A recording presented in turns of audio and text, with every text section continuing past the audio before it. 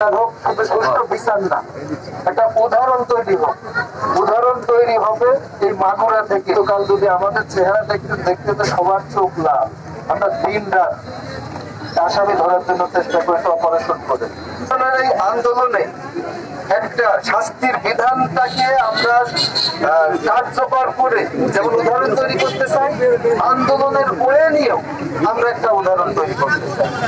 আমরা অবশ্যই আন্দোলন করব, কিন্তু সেইটা যেন কোনোরকম জনগণের যাতায়াত বা শান্তি বিঘ্নিত না হয়। আদালতের কার্যক্রম আদালতের মতো চলবে, আমরা আমাদের যৌক্তিক দাবিগুলো জানাবো, কিন্তু আমাদেরকে যেন কেউ বলতে না পারে যে আমরা উচ্ছৃঙ্খল, আমরা জনগণের শান্তি নষ্ট করতেছি। আপনারা আন্দোলন করবেন, আপনারা এখানে অবস্থান করবেন, আমাদের ফোর্স আছে, তারাও আপনাদের সাথে অবস্থান করবে, কোনো সমস্যা নেই। আমরা যৌক্তিক দাবিতে সবসময় আপনাদের সাথে একাত্মতা ঘোষণা করছি এবং এখনো করছি, কিন্তু আমাদের আন্দোলনের ধরনটা যেন হয় শান্তিপূর্ণ। আপনাদের কাছে আমাদের এইটাই দাবি। আমার কথা শুনে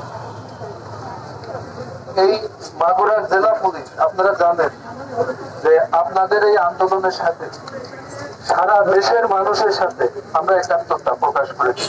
এই আন্দোলনে আমরাও শরীক। এই ন্যাক্কারজনক ঘটনায় সুষ্ঠু বিচার হোক, শুধু সুষ্ঠু বিচার না, একটা উদাহরণ তৈরি হোক। উদাহরণ তৈরি হবে এই মাগুরা থেকে, যেন সারা দেশ এ থেকে শিক্ষা নেয় এবং এরকম ঘটনা আর না ঘটে।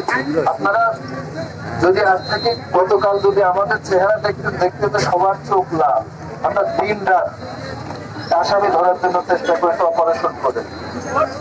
আবার এই যে একটা সিস্টেম, এই সিস্টেমের জন্য আপনারা পরিবর্তনের জন্য আন্দোলন করতেছেন, আমরা আপনাদের সাথে একমত।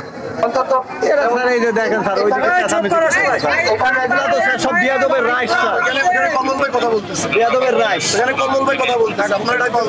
আচ্ছা, আপনারা তো একটা বড় অংশ এখানে আছে, আমার পরিচিত কয়েকজনকে আমি দেখতে পাচ্ছি। আমরা যেমন যান চলাচল এটা একটু স্বাভাবিক করে আপনারা থাকেন, আমরাও আছি এখানে, আমরা এখানে অবস্থান করবো, আপনাদের সাথে আমরা আছি, কিন্তু একটু স্বাভাবিক কার্যক্রমটাই করে দেন। এবার এখান থেকে যান চলাচল চলে, আমরা আমাদের অবস্থান কর্মসূচি পালন করি, আমাদের দাবি দেওয়া জানাই। এর বাইরে আরো আপনারা আইন সম্পর্কে জানেন যে আমাদের কি সিস্টেম আছে।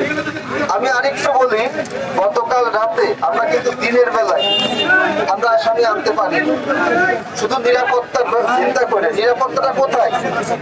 আপনি আসামি ছিনায় নেবেন, রাষ্ট্রের নাগরিক হিসেবে আমার দায়িত্ব ছিনায় না দেয়া, আমাকে লাঠি চার্জ করতে হতো। কাকে লাঠি চার্জ করতে হতো? আপনাদের।